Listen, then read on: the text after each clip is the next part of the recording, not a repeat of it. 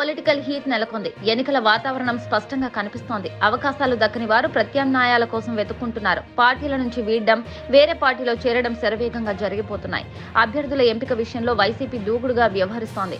ఇప్పటికే 2 విడతల్లో 38 మంది అభ్యర్థులను ఆ పార్టీ మార్చింది. ఇప్పుడు తుది జాబితాకు సిద్ధమవుతోంది. దీనికి సంబంధించి కసరత్తు పూర్తయింది. ఈ సాయంత్రానికి జాబితా వెలువడే అవకాశం ఉంది. సామాజిక సాధికారతకు పెద్దపీట వేస్తూ జగన్ నిర్ణయాలు తీసుకుంటున్నారు. మహిళలు, యువత, కొత్త వారికి అవకాశం కల్పిస్తున్నారు. ఎస్సీ, ఎస్టీ, బీసీ, మైనార్టీలకు తగిన ప్రాధాన్యమిస్తున్నారు.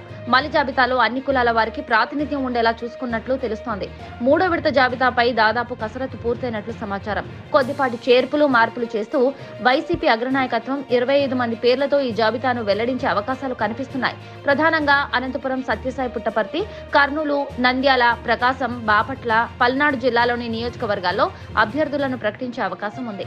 అనంతపురం జిల్లాలోని రాయదుర్గం నియోజకవర్గానికి ప్రాతినిధ్యం వహిస్తున్న కాపు రామచంద్రారెడ్డికి ఈసారి టికెట్ దక్కదన్న ప్రచారం జరుగుతోంది. ఇప్పటికే ఆయన సమాచారం అందుకొని పార్టీకి రాజీనామా కూడా చేశారు. స్వతంత్ర అభ్యర్థిగా పోటీ చేస్తానని ప్రకటించారు. ఈ 3వ జాబితాలో రాయదుర్గం ఇన్ఛార్జ్ పేరును ప్రకటించే అవకాశం ఉంది.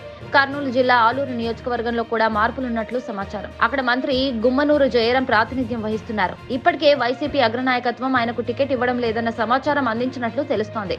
కనీసం కర్నూలు లోక్సభ స్థానానికైనా తన పేరును పరిశీలించాలని జయరాం కోరుతున్నట్లు సమాచారం. ఒకవేళ వైసీపీ నాయకత్వం మొండి చేయి చూపితే గుమ్మనూరు జయరాం పార్టీ నుంచి బయటకు వెళ్లే అవకాశం ఉంది. షర్మిల నేతృత్వంలోని కాంగ్రెస్ పార్టీలో చేరనున్నట్లు తెలుస్తోంది. మొత్తానికైతే వైసీపీ 3వ విడత జాబితా పెను ప్రకంపనలకు దారితీసే అవకాశం స్పష్టంగా కనిపిస్తోంది.